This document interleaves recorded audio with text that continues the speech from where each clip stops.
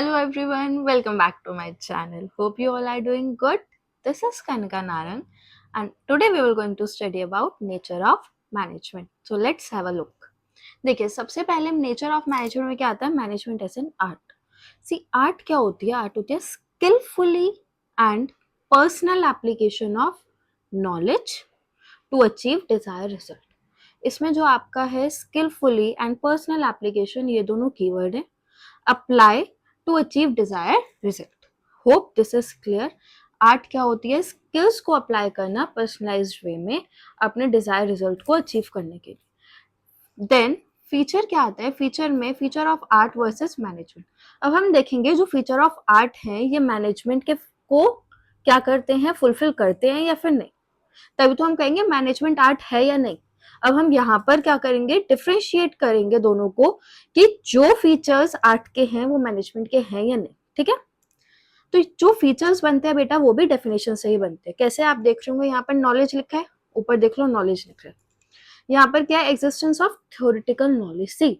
आपको थ्योरी की नॉलेज होगी तभी आप किसी चीज को प्रैक्टिकली अप्लाई कर सकते हो अगर आपको थ्योरी की नॉलेज नहीं होगी you won't be able to apply it practically यहाँ पर देखिए art is based on existence of theoretical knowledge क्या है कीवर्ड है यहाँ पर मैनेजमेंट में हम किस चीज को यूज करते हैं कॉन्सेप्ट को और प्रिंसिपल्स को पहले उसकी थ्योरी पढ़ते हैं यह आप देखोगे नेक्स्ट चैप्टर में जो हम पढ़ेंगे और फिर उसे अप्लाई करते हैं अपने बिजनेस में ये फीचर्स प्रॉपर बिल्कुल अप्लाई होता है किसमें मैनेजमेंट में और अगर मैं आर्ट की बात करूं तो म्यूजिक और आर्ट क्या होता है पहले हम इसकी थ्योरी पढ़ते हैं उसी के बाद हम क्या करते हैं practical moving towards our next point that is personalise application ये देखो पर्सनल एप्लीकेशन लिखा है यहाँ पर यही आपका क्या बन गया फीचर बहुत ध्यान से अगर आप डेफिनेशन याद करोगे उसी से आपके फीचर बन जाएंगे देखो पर्सनल अप्लाई करना ही पड़ता है आपको आर्ट को person to person it will going to differ ठीक है जैसे यहाँ पर लिखा है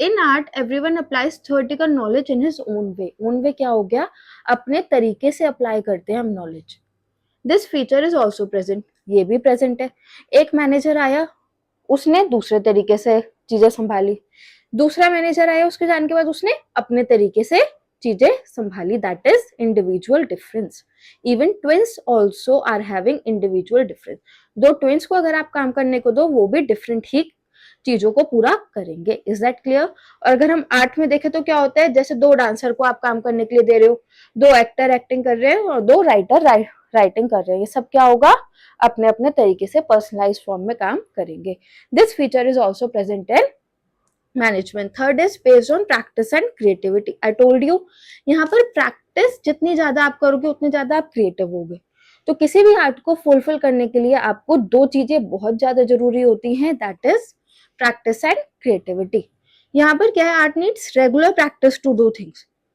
रेगुलर प्रैक्टिस चाहिए क्रिएटिवली एंड स्किलफुली आ गया वही skills fully art can be improve to practice देखो जब आप किसी भी काम को बार बार करते हो वो क्या होता है वो इम्प्रूव होता है same goes with art and management ये वाला फीचर भी हमारे उसमें मैनेजमेंट में फुलफिल करता है और ये आपका आर्ट का एग्जाम्पल है देखो 7 नोट्स होते हैं म्यूजिक के सारा म्यूजिक उसी से बनता है लेकिन how you will going to that mould that notes it depends upon your creativity and practice तो ये वाला फीचर भी क्या होता है पूरा होता है next we will going to move towards conclusion हमने देखा तीनों के तीनों क्या है अप्लाई हो रहे हैं it means yes management is an art यहाँ पे लिखा है ना satisfy all character rightly said that मैंने आपको सबसे पहले क्या पढ़ाई थी definition management is an art of getting things done from others is that clear जल्दी से इसका स्क्रीनशॉट लीजिए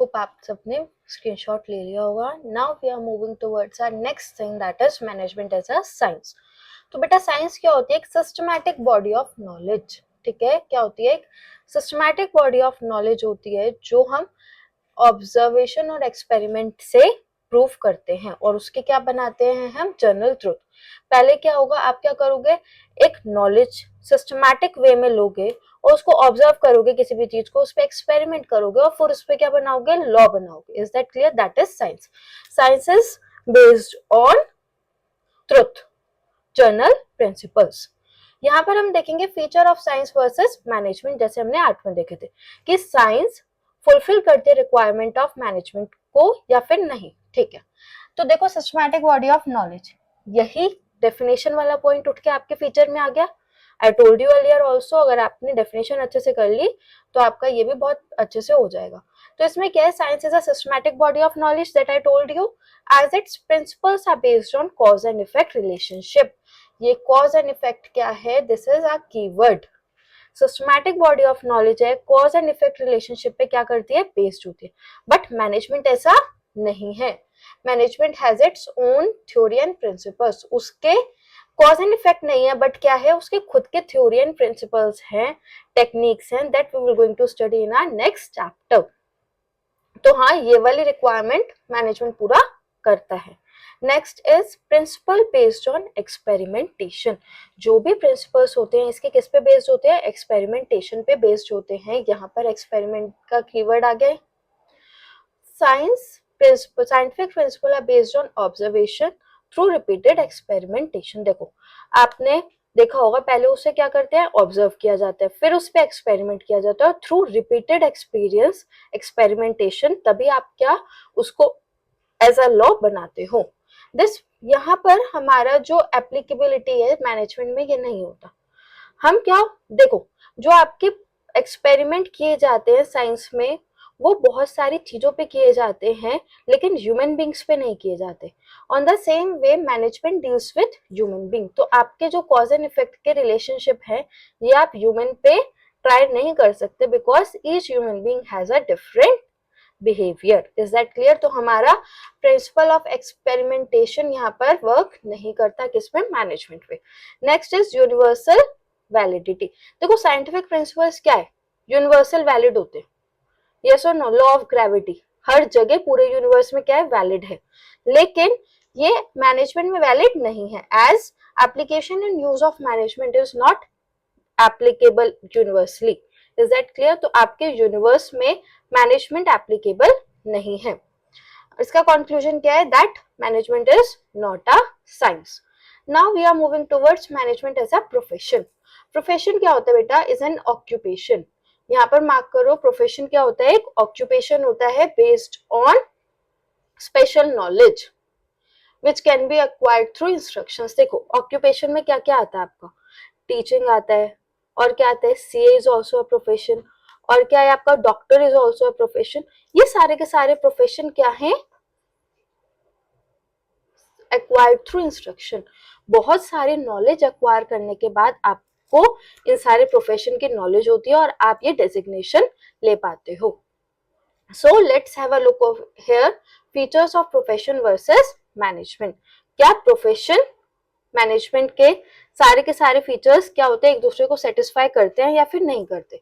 देखो जो आपका प्रोफेशन है क्या है, एक well defined body of knowledge है। क्या है, well defined body of knowledge है, एक्वायर्ड थ्रू इंस्ट्रक्शन, जो इंस्ट्रक्शन से एक्वायर्ड होती है। यहाँ पर मैनेजमेंट में दिस फीचर इज प्रेजेंट, क्यों, क्योंकि हम भी कैसे काम करते हैं, सिस्टमैटिक नॉलेज पर काम करते हैं, जो किस पे होती है, concept, theories and principles are the basic backbone of management. तो yes, this principle is applicable. Next is restricted entry. आपने देखा होगा किसी भी प्रोफेशन के लिए जाने के लिए you are having certain norms. अगर आपको किसी भी प्रोफेशन में जाना है, मेडिकल प्रोफेशन में जाना है, उसके लिए आपके पास एंट्रेंस है, सीए में जाना है उसके लिए you are having an entrance. तो ये क्या होता है, you are having entrance exams also that you are applicable for this profession और not. But on the other hand, management में you are not having any kind of entrance exam. You just want, if you want to learn about management, so you can learn it without giving an entrance exam. तो यहाँ पर क्या होता है, open for all है, आपका जो business है, management है, ये open for all है। Professional, third is professional association. See आपने देखा होगा जो भी ये सारे के सारे प्रोफेशन होते हैं किसी ना किसी एसोसिएशन से जुड़े होते हैं। जैसे all profession affiliated to a profession association, जो उन्हें रेगुलेट करता है, सर्टिफिकेट देता है, उनके लॉज बनाता है। बट बिजनेस में इट्स नॉट नेसेसरी कि आप किसी भी एसोसिएशन से, प्रोफेशनल एसोसिएशन से जुड़ो। Next is ethical code of conduct. Ethical code of conduct आपको फॉलो करना पड़ता है। If you are doctor, you are having an ethical code of conduct. आप कैसे अपने क्लाइंट से बात करोगे, कैसे आप पेशेंट से बात करोगे। Being a CA, you are having an ethical code of conduct. आप कैसे अपने क्लाइंट से बात करोगे। Being a teacher, you are having an ethical code of conduct. आप कैसे अपने स्टूडेंट से बात करोगे। तो यहाँ पर आपके लिए कुछ सर्टेन कोड ऑफ कंडक्ट्स होते हैं जो आपको उन्हीं के ही बाउंड्रीज में रह के अपना काम करना पड़ता है। बट मैनेजमेंट में आपके पास कोई एथिकल कोड ऑफ कंडक्ट नहीं होता है। नेक्स्ट है सर्विस मोटिव। सी, प्रोफेशन में आपके पास basic is to serve client, ठीक है। बेसिक मोटिव होता है प्रोफेशन का is to serve the client. On the other hand यहाँ पर मैनेजमेंट में इट्स नॉट एप्लीकेबल। कंक्लूजन क्या है, can not be considered as a profession. तो आई होप आप सबको ये सारी चीजें क्लियर हो गई होंगी। Management as a science, management as a profession. अगर आपको कोई भी प्रॉब्लम है या फिर कुछ भी समझ नहीं आया, do ask me in a comment section. That's all for today's class. Thank you so much.